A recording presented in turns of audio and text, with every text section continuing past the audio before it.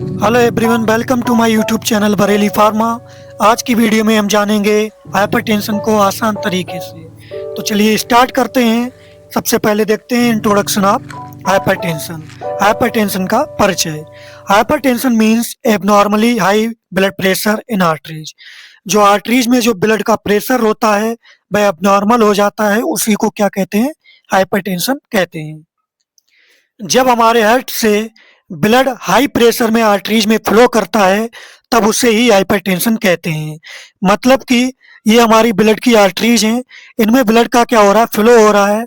तो ब्लड का फ्लो इनमें क्या हो जाता है? बढ़ जाता है, एक नॉर्मल रेंज से ज़्यादा हो जाता है।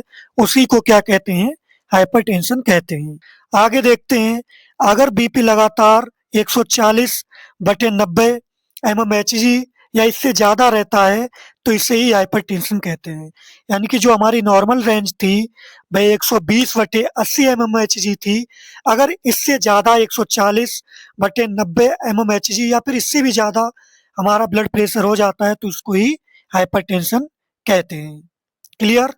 Types of hypertension. अब बात करते हैं हाइपरटेंशन के प्रकार की, कि जो हाइपरटेंशन होता है वह कितने प्रकार का होता है। तो हमारा हाइपरटेंशन जो होता है वह मोस्टली दो प्रकार का होता है।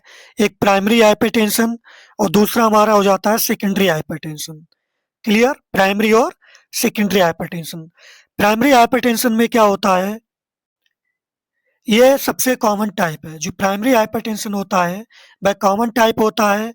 लगभग 90 से 95% केसेस इसके दिखाई देते हैं। इसका कोई पार्टिकुलर रीज़न पता नहीं होता है, पर जेनेटिक्स, लाइफ़स्टाइल और डाइट जैसे फैक्टर्स इसके ज़िम्मेदार हो सकते हैं।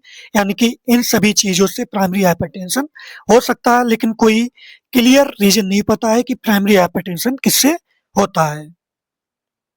अब बात करते हैं सेकेंडरी हाइपरटेंशन की।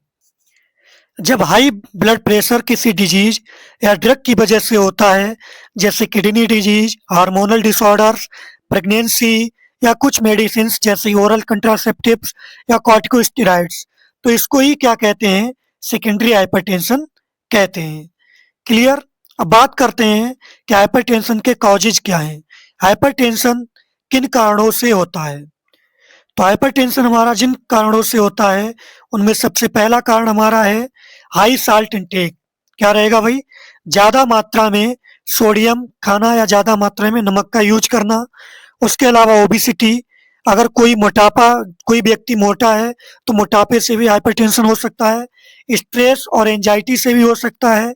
Lack of physical exercise, physical exercise की वजह से भी हो सकता है। स्मोकिंग और अल्कोहल कंजप्शंस, अगर कोई स्मोक और अल्कोहल करता तब भी हाई ब्लड प्रेशर हो सकता है। जेनेटिक फैक्टर्स भी हो सकते हैं।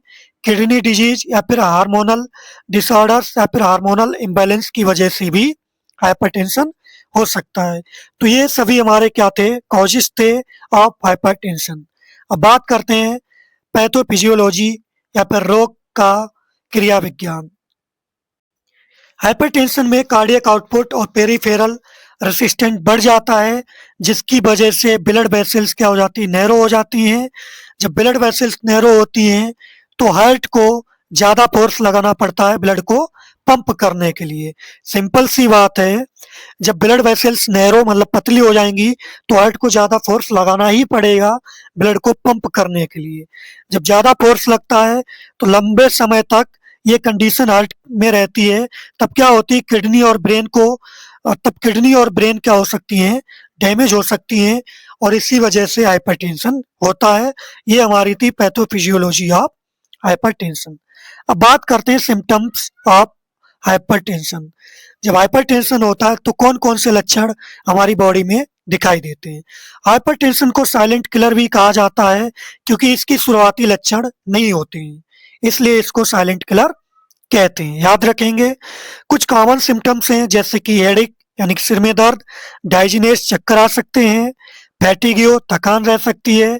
उसके अलावा और भी सिम्टम्स हैं जैसे कि नोज ब्लीडिंग, नाक से खून आ सकता है, ब्लड विजन, धुंधली दृष्टि मतलब आंखों के आगे अंधेरा छा सकता है, चेस्ट पेन सीने में दर्द हो सकता है, डिफिकल्टी इन ब्रीथिंग सांस लेने में कठिनाई हो सकती है। ये सभी थे हमारे हाइपरटेंशन के सिम्टम्स या फिर लक्षण। अब बात करते हैं हाइपरटेंशन की कॉम्प्लिकेशंस की, या फिर हिंदी में बोलें तो जटिलताएं की। तो इसकी जो कॉम्प्लिकेशंस रहती हैं वह हैं, अगर हाइपरटेंशन को कंट्रोल ना किया जाए तो ये सीरियस डिसीज कॉज कर सकता है, जैसे कि हार्ट अटैक आ सकता है, स्ट्रोक यानी कि ब्रेन अटैक कर हो सकता है, किडनी फेल हो सकती है, आई डैमेज हो सकती है, हार्ट फेल हो सकता है, आर्थ्रोस्क्लेरोसिस यानी कि आर्टरी हार्डनिंग भी हो सकती है। ये सभी कॉम्प्लिकेशंस हो सकती हैं अगर हाइपरटेंशन को कंट्रोल ना किया जाए तब। अब बात करते हैं इसके फार्माकोलॉजिकल ट्रीटमेंट की। ट्रीटमेंट दो प्रकार का होता है, एक फार्माकोलॉजिकल, एक नॉन फार्माकोलॉजिकल।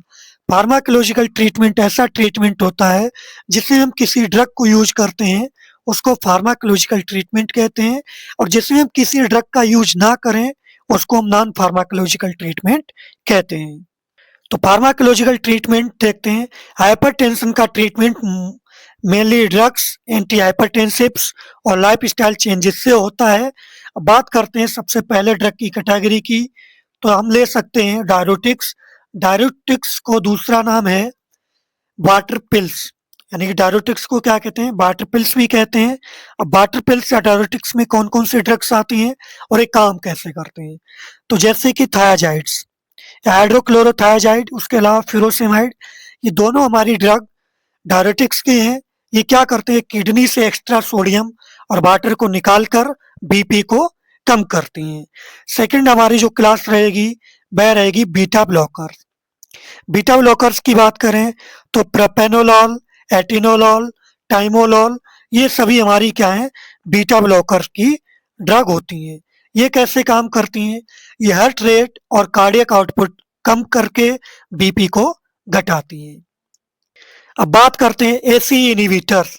एसीई की फुल फॉर्म रहती है एंजियोटेंसिन कन्वर्टिंग एंजाइम इनहिबिटर।